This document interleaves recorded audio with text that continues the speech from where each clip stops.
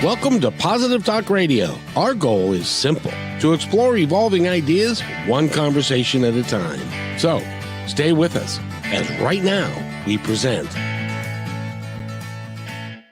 And welcome to the show, everybody. I'm so glad you're here. We've got a heck of a show for you today, I do believe. And I don't know why I say that, because I have no idea what we're going to talk about. But we're going to talk about something fun and exciting. Trust me, you're just going to have to trust me, because we have Jennifer with us. Jennifer Etzwiler, right? Etzwiler? Mm-hmm. Yes, she's an animal communicator, and she's author. And we're going to talk about both of those things. And we're going to be joined as soon as her modem gets fixed. We'll be joining by Lally, and they're fast friends, and they are both. Anne is in the local area too, is she not? Yes, she is. And I met her through animal communication school. Oh, cool. So first of all, let's talk about that a little bit. First of all, you're an animal communicator. Yes. And you also do other things like being an author, and you're just turned in your part of the next book in the Allison Roberts series. Yeah, the Behind the Power book series. Yeah. Yes, and I just found out something about you that not only did I not know, I wouldn't have guessed it. If you do you remember the show not Whose Line Is It Anyway, but I forget the name of the show, but you had three people that were claiming to be something, and then you had to pick which one it was. What was the name of that To show? Tell the Truth, I think. Oh, you're right. Very good. To Tell the Truth. And I know they've rebooted it, because I watched an episode recently because somebody I followed on Instagram was on it. Oh, really? Yeah. He's the cat photographer. I think that's the name of his account. And he's written a couple of books, that like Cats on Catnip and how to take pictures of cats. And he was on, and yeah, it was, I had to watch it because I'm a big fan of his. Of course. Well, and for those of you that have never watched that show, that had three people, and they all claimed to be the same, doing the same thing. One of them, it was real, and the two of them, it was false. And then the panel had to ask questions and then decide who was the real person, right? Yep. Am I got that right? Yep. So if we were on that show and they said, and the next up we have Jennifer, and we've got and we got and this person was on opiates for 20 years, and I never would have believed that about you. Mm-hmm. So true. It's so hot. So when did you start? When you were 10? Well, chronic pain started probably about that age, would be my guess. I remember keeping aspirin in my locker in middle school, and it was a really big deal because that was against the rules. And like, I'm a rule follower. But I had enough headaches that I kept aspirin in my locker. And that was, I think I was 11 when I started middle school. And at 17, I was diagnosed with jaw problems. At 22, I had carpal tunnel and fibromyalgia. At 22? Yeah. And I got the fibromyalgia diagnosis because I wasn't responding to carpal tunnel treatment. And then just before I turned 30, I was in 3 car accidents in 5 months. Oh, lucky you. Yeah, lucky me. And I was hit from behind in all 3 accidents. And the last one totaled my car. And we were very lucky that no pedestrians were killed, because if you're familiar with Seattle, we were on 45th Street right by the University of Washington at lunchtime. Oh, wow. Yeah. It was scary. By the way, I want she's back now, so I want to introduce Anne and bring her into the conversation, because we're going to have a great conversation. So, Anne, is our computer fixed? I believe it is. So we'll see how we get along. Woohoo! Okay, well that's perfect. We were talking a little bit about the chapter that Jennifer has written for Behind the Power 3, which is going to become a major a work of art when it gets to 10 or 12 or 13 or whatever. But about her being addicted to opiates for 20 years. I didn't have any idea. Did you? I did not. It's not something I run around like with a sign on my forehead. It just, and it's not something that I really like. I don't identify as a recovering addict. It's just something that kind of happened in my life, if that makes sense. Well, yeah, it does. It happened because of the chronic pain that you were in. Thank God you're done with it now. How long have you been clean? I honestly, I would have to get out my notebook and see, but I think it's been about 4 years, I think. Oh, that's really cool that it doesn't even impact you in your life, that it doesn't even matter anymore. Yeah, like I've had to look it up several times and I still don't remember when my last pill was. I really don't. And so you were a pill taker? Yeah. I at one point was on both OxyContin and methadone for pain. Holy mackerel. And yeah, and I mean, like, I'd go to the emergency room for something and I'd have to walk in and say, I'm really not asking for more opioids. Like, I just want the pain to go away. I don't care what you give me for it, when I'd have a migraine or something. And I, some of my doctors would be like, you're taking enough to knock out a horse, right? And I'd be like, well, it's not helping my pain. So I don't know what you want me to do. It was incredibly frustrating to be in a lot of pain and feel constantly judged and feel like, one of my greatest fears was that at any moment the doctors prescribing the medication might say, nope, not going to prescribe it anymore. Suck it up. They're saying that a lot more these days. Yep. And that did actually happen to me as I was detoxing, and I got to the point where I think I was down to like 1 pill a day and was having some incredible neck pain that, like, I couldn't sleep. I couldn't get comfortable. It was like I couldn't think straight. And the doctor said, we've done everything we can do for you. I don't have anything else, and left. That's a comforting feeling. Isn't Yeah. it? I mean, it's so incredibly frustrating that in this day and age, like, we still make people suffer, like we should have come up with something by now that works, but You think. Yeah. You think. So Anne, welcome to the show, by the way. How are you? I'm doing great today. Thanks, Kevin. I'm happy to be here finally. We're happy to have you here. Thank you. And you were addicted to opiates for 20 years, I'm assuming. I was not. Oh, very, very good. But you both met. Tell our audience how you met.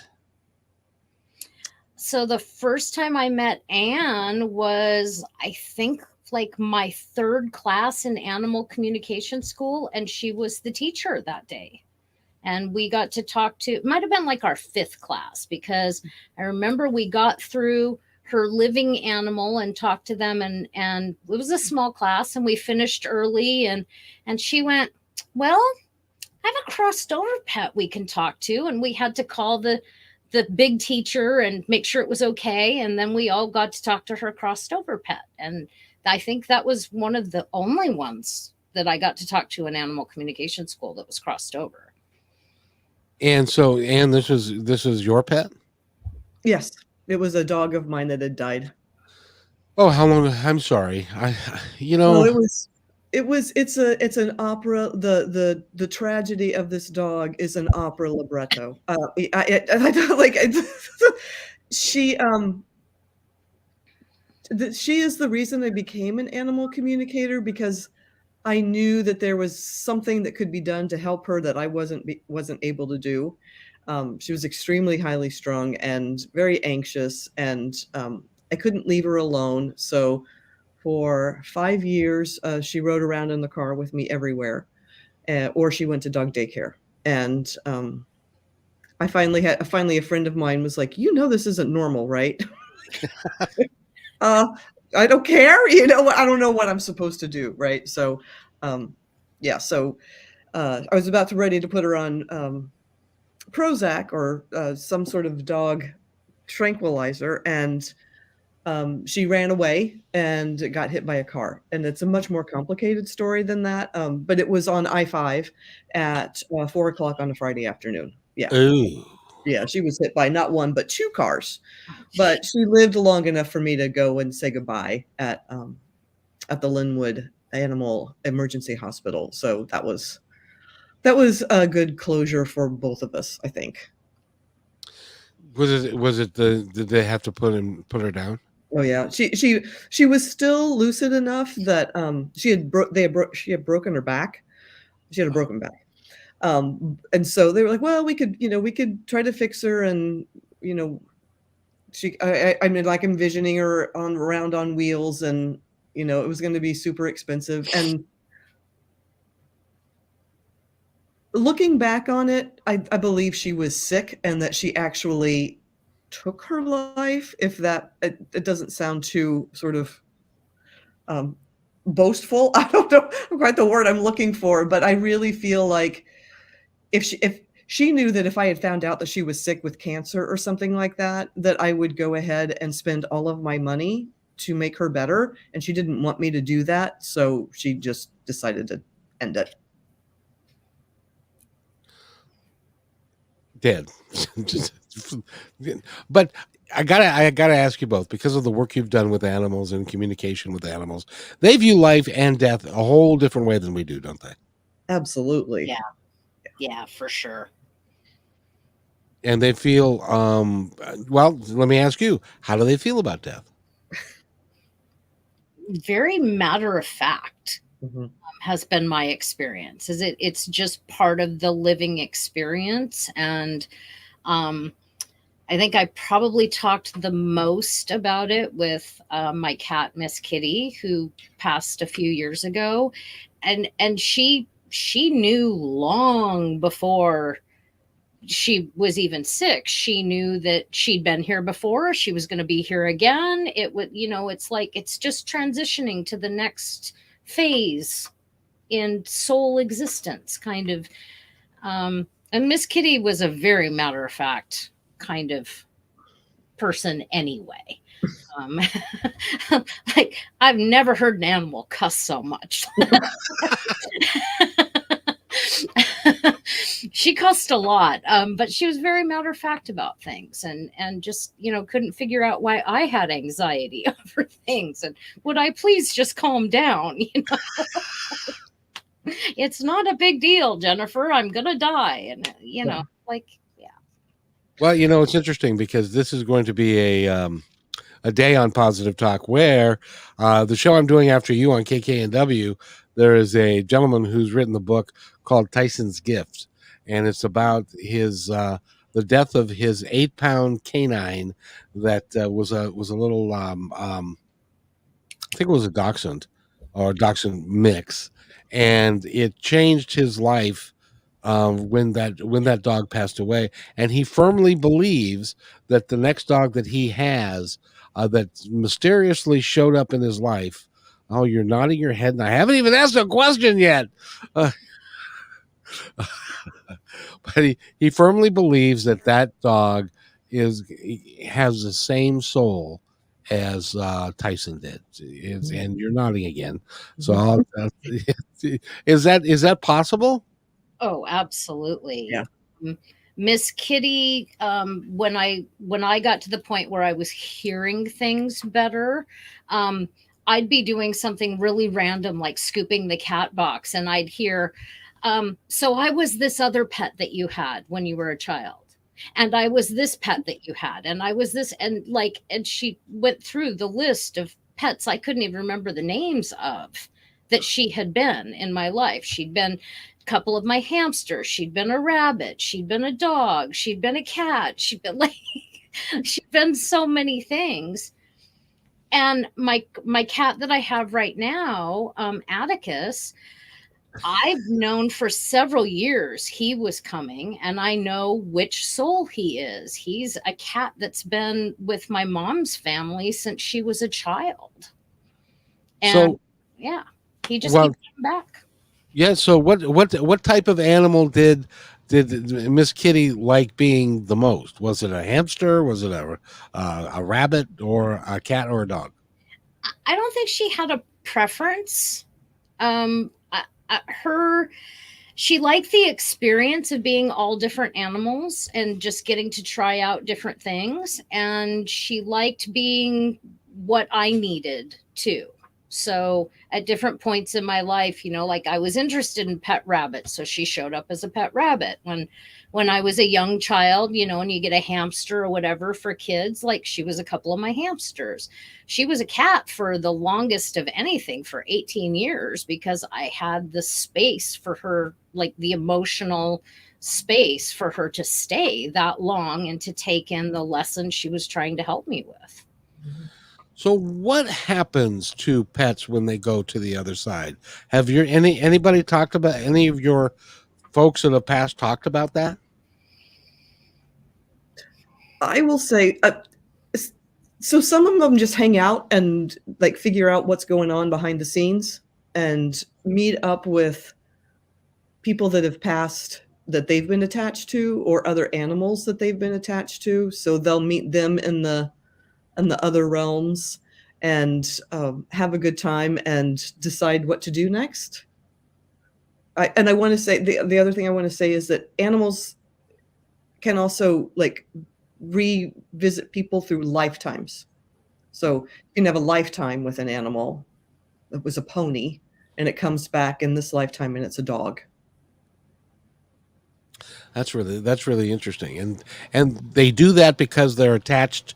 Is there some sort of an agreement, or they're attached to the soul? Mm-hmm. Yep, there's a soul contract. Yeah, my experience has been it's a combination of things, and part of it is the soul contract, and some of it is like my family has pets that just the same soul just keeps coming back, and I think that the fact that they are working on similar issues to what we're working on also keeps them with us. Interesting. Now I had a Australian Shepherd Labrador mix. His name was Crockett, and he died at 8. And then we turned around and got a Border Collie, and he was with me for 14 and a half years, which, by the way, is why I don't have another animal, because I can't stand the pain of losing them.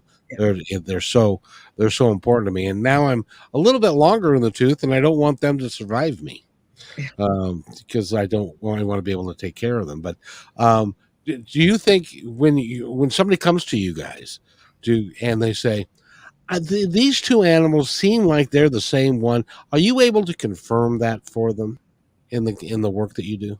Mm-hmm. Often, yeah. And it comes through as this is what their life was like the last time, and this is what their life is like this time. You can see sort of how the behaviors were different or the environment was different.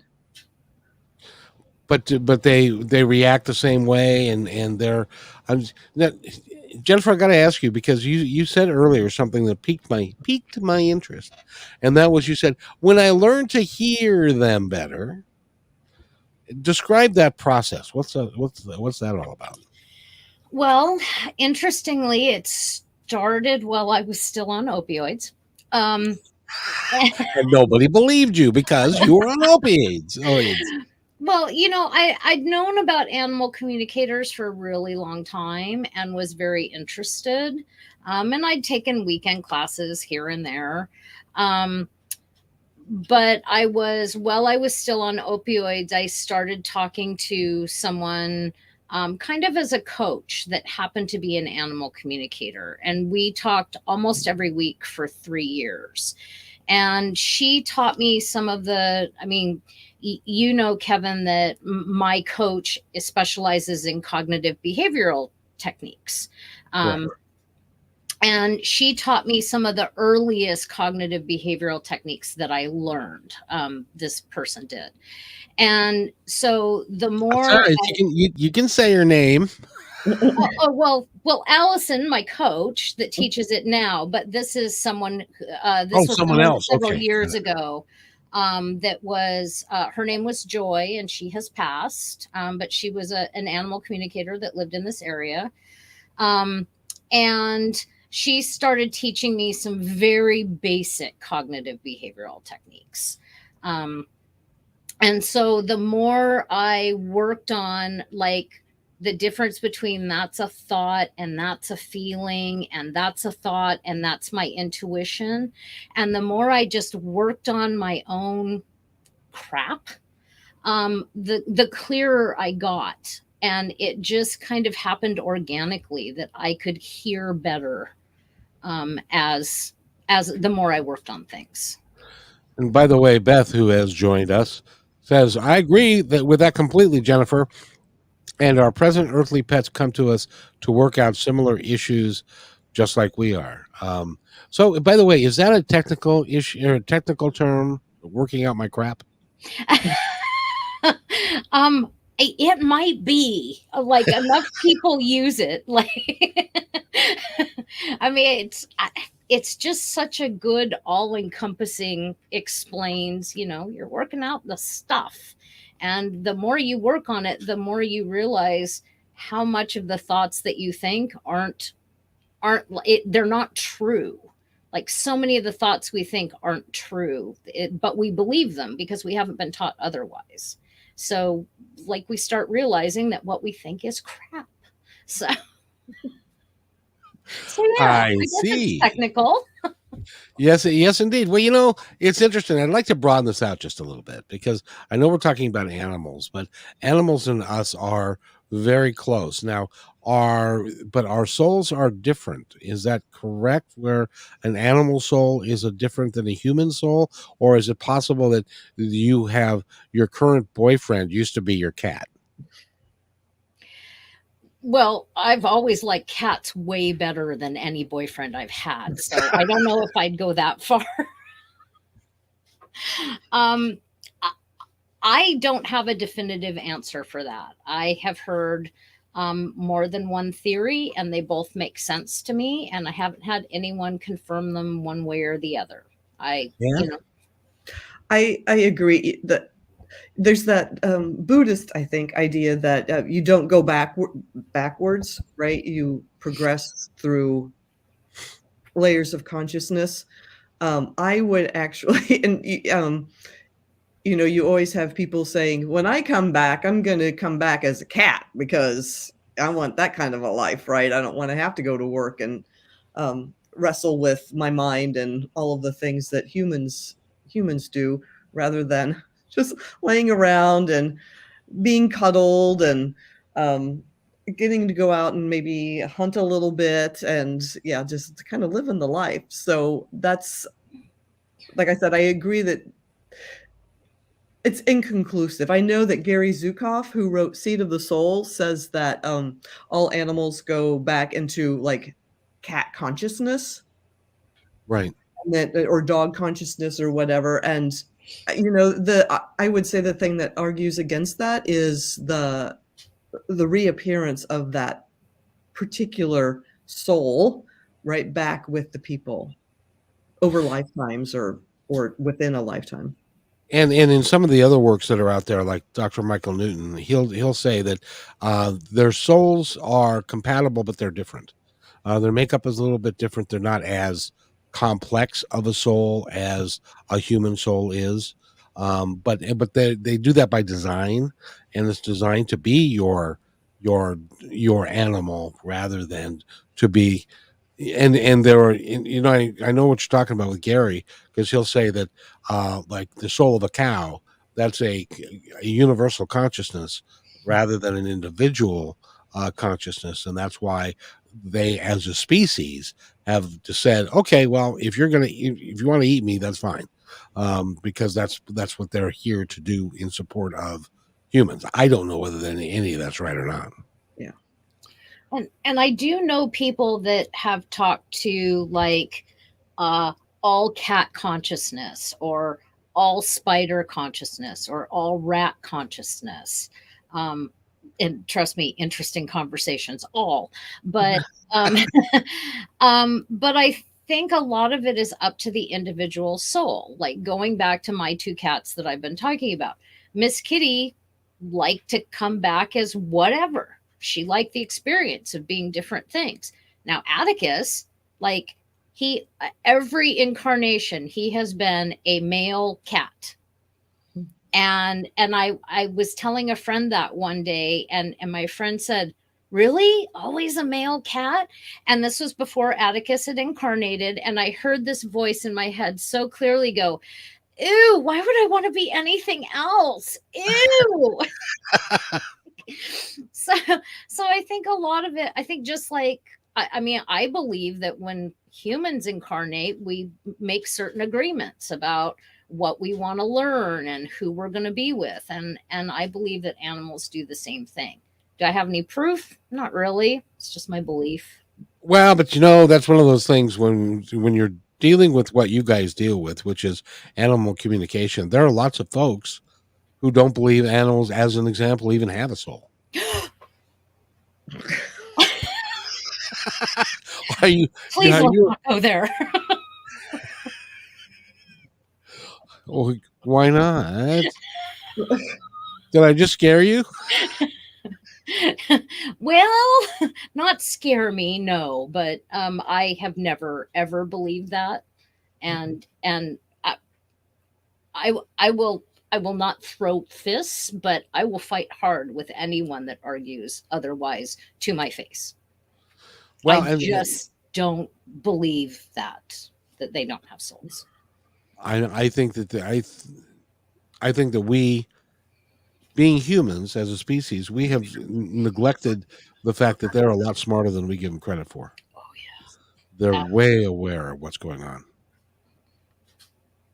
And I think that this this all sort of started to happen back in the 19th century when people wanted to start experimenting on animals, and so they had to rationalize that they didn't have feelings or consciousness, and because like you think of previous agrarian societies, put on my smarty pants hat, previous agrarian societies, right, are like know that their animals have souls and feelings and like are there for a purpose and communicate with them, right, all of the time about what's going on in their environment so that they can because they need animals to be healthy and able to work the farm or lay eggs or whatever. So they need to be in communication with those animals. And when we started, moving into large cities and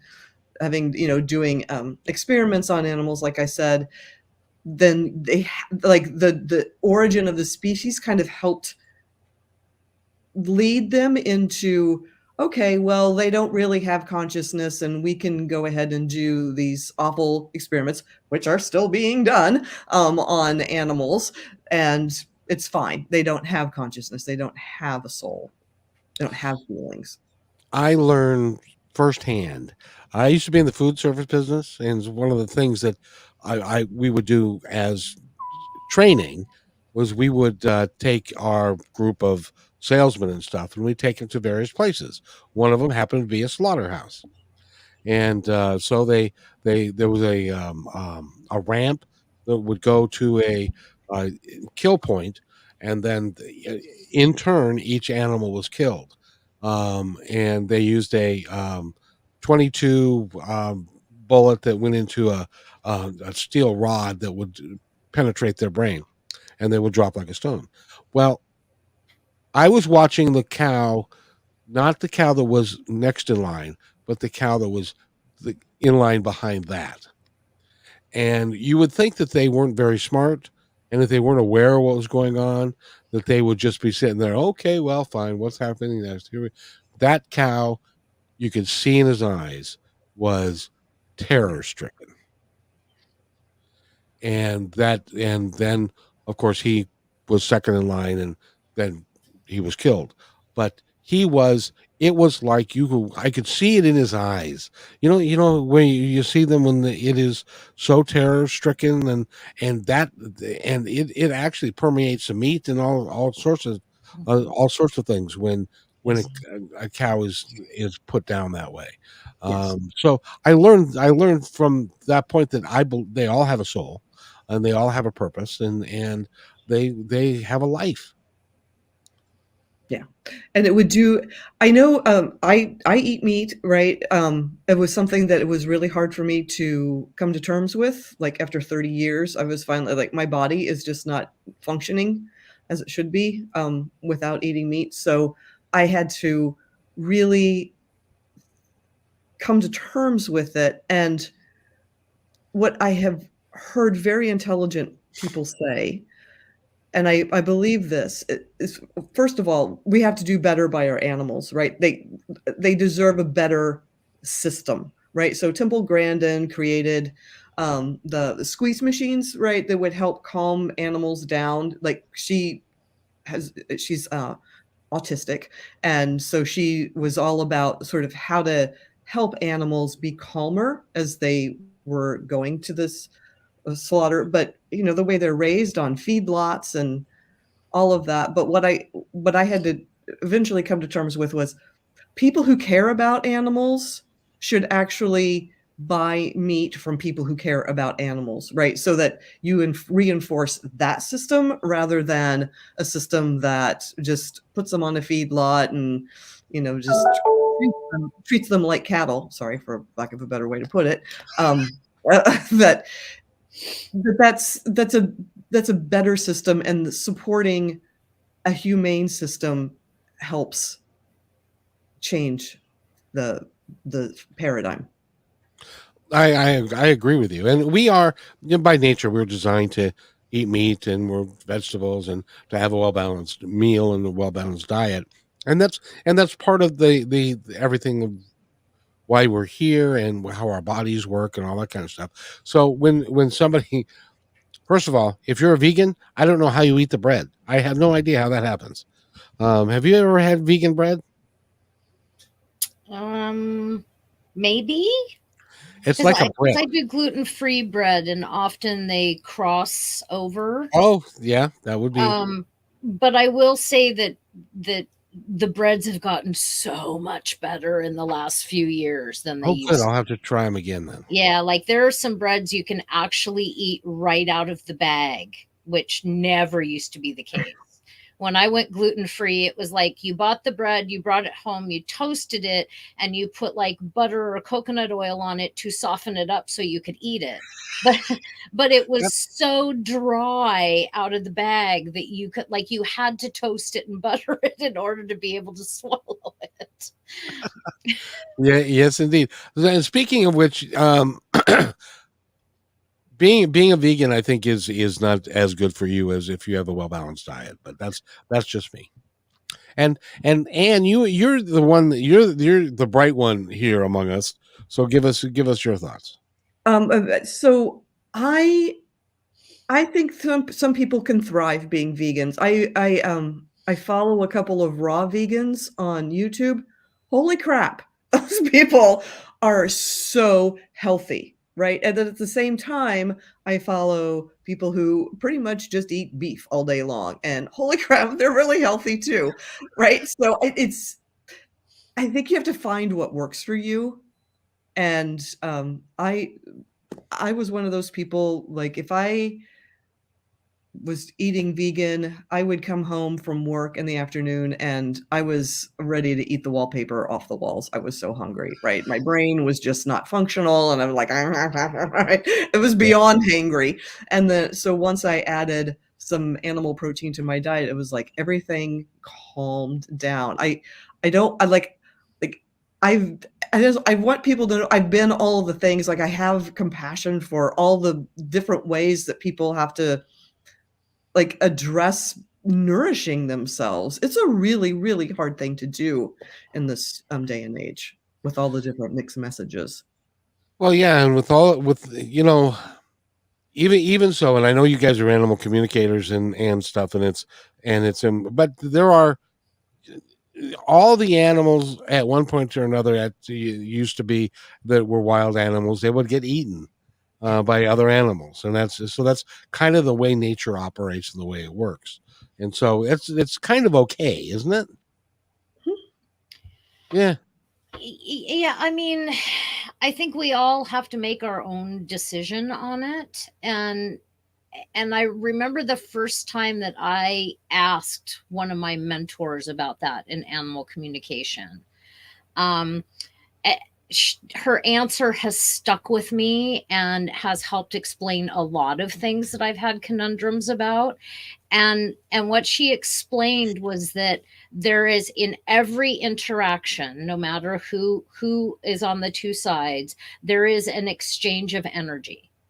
Yes. And there is an agreement to exchange that energy. So the animals that become our food, on some level, maybe not consciously, but maybe on a soul level, agreed that they were going to be food for us, and we agreed to whatever goes with the process of killing them and eating them.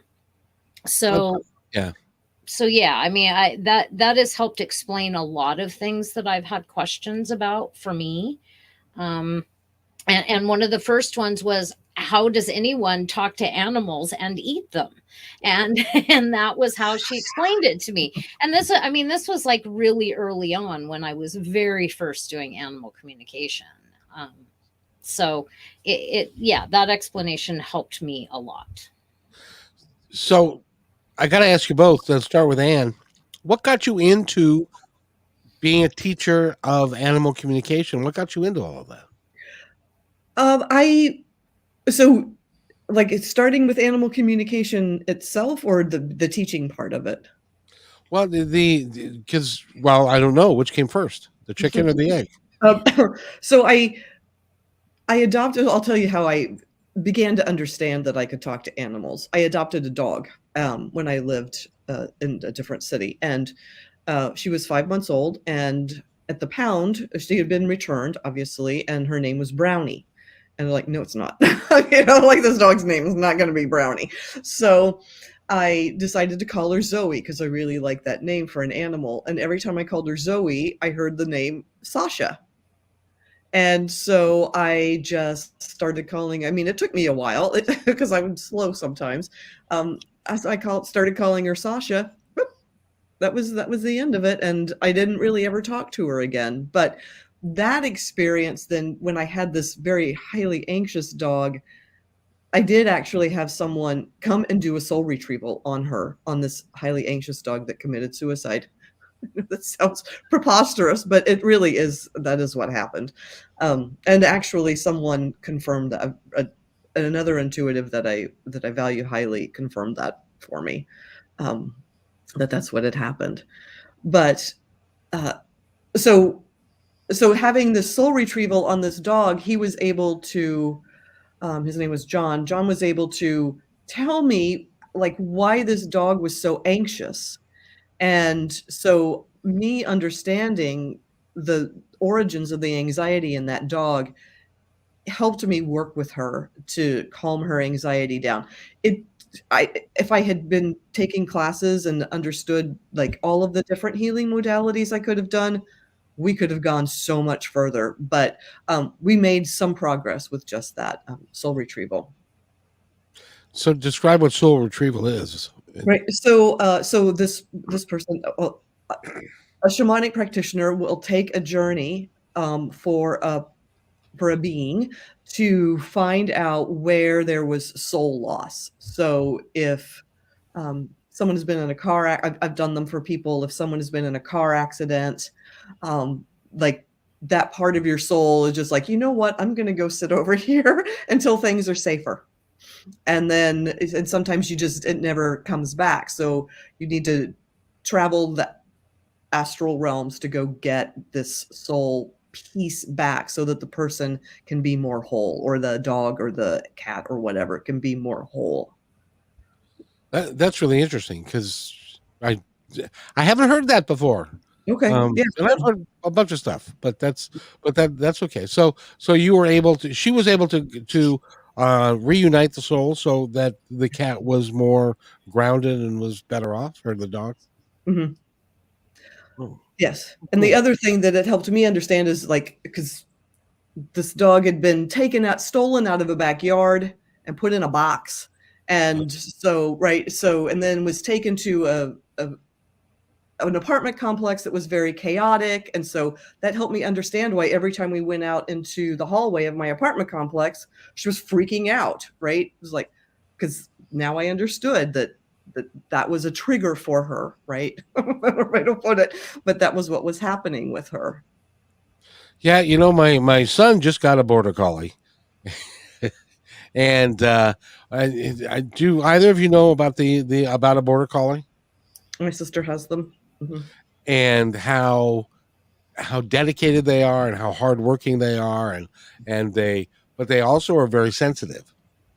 And it was a little chaotic at this house, and so the dog set it up so that they would get rid of him, because he wasn't able to. They were not able to deal with a high energy dog that was that, and they were the energy in that house was very chaotic, Mhm. and animals can sense energy, can't they? Absolutely. So if you have a dog, and if somebody has a dog and they would like to talk to you about, or a cat, or a gerbil, or a ferret, or whatever it is, and they'd like to talk to you about that, how do they get that done, Jennifer? How do they reach you? So the easiest way to get me is to go to jenniferetzwiler.com or find me on Facebook. And Anne? I am at anancientconversation.com and also on Facebook. And an ancientconversation.com. That begs the question, what is an ancient conversation? Well, so as I was saying earlier, right, we used to know how to talk to animals. We used to know how to talk to trees and plants and our environment and gain information from it. And so this ancient conversation is just reaffirming that we know how to do that work, and that all of us do. But it's a lost art. Yes, very, very much so, especially because of these crazy things, right? You don't have the calmness of, and the presence and the focus to do that anymore. You guys have been around. How do we regain that focus to be able to get that back? Can we? Yes. Yeah. How? Go out in nature. Right? I found when I was in animal communication school, the exercises involved meditating almost every day. Mm-hmm. And that alone gave me so much, like I could focus very much easier than I can when I'm not meditating regularly. So, Jennifer, I got to ask you. You were addicted for 20 years. How are things together for you today? Are things much more together? Yeah, I think so. I get real frustrated when I get the kink in my neck and I don't have something to make the pain go away. But other than that, I'm not laying in bed 23 hours a day. I'm getting out and doing things. I'm volunteering. I'm talking to animals, which was a lifelong dream, pretty much. So yeah, things are really good compared to what they were even just a few years ago. Your story is a very life affirming story, which is that you were in bed a lot, you were in a lot of pain, you were addicted to opiates, and there's, from that perspective, there seemed to be no hope. How did you regain the hope? So a funny thing happened. I woke up one morning to my cat violently throwing up for an hour straight. And at this point in my life, my ex had left me, my stepdad had died. I think my dad had passed away at that point, like all in a short period of time. And I was like, this cat is not leaving me too. And as part of the process of trying to figure out what was wrong, I ended up talking to an animal communicator who then became my coach.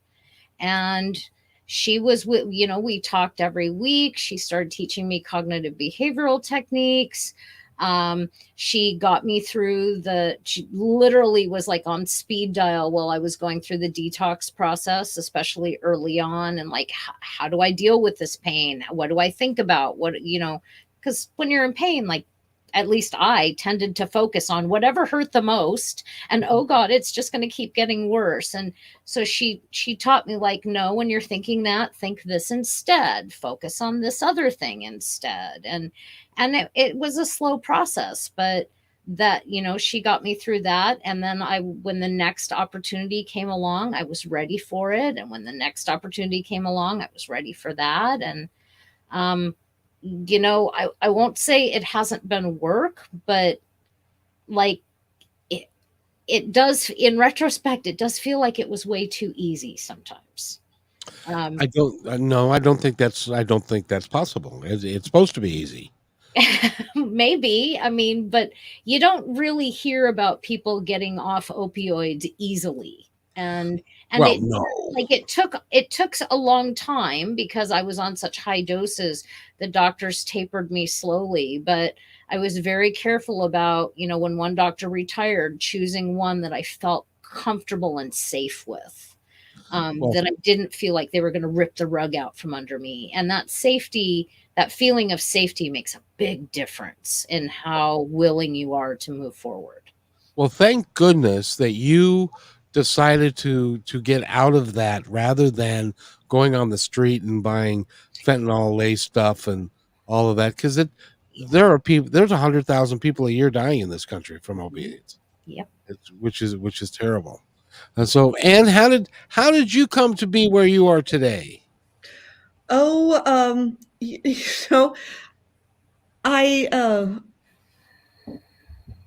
I have always known that there was something other than the physical world that I could see. So I would be laying in bed reading a book and I would hear someone say my name and there was no one around, right? Or I'd be about to fall asleep and I could feel someone sit on the edge of my bed. Like I could feel the bed move and there was no one there. Like, so I was like, I'm like this dog. I was very highly anxious and this did not sit well with me. And so for a very long time, I turned it off because I didn't want to know, right? It was like, this is too scary. I don't know what this is. And finally, about the time I turned 29, I was like, I can't live this way anymore. And so I found someone to help me work with my intuition and explain what was going on with me. And that it changed my life. And so I was able to listen about where, my path looks to some people looks a little odd, but I listened to my intuition and it told me where to go and it told me what to do and it told me who to be with. And every time I listened to it, my life was just amazing. And every time I didn't, things went a little off kilter. So I just kept trusting it more and more. And now you trust it completely. I do. Which is really cool, by the way. That is a peace of mind that a lot of people lack right now because of hate, division, and fear, and they're scared of stuff, and so it's got to be a real comforting thing for you to feel so grounded in what you do. And by the way, I have to ask you: you knew her when she was in class and she was your student. How has Jennifer changed? Oh my God.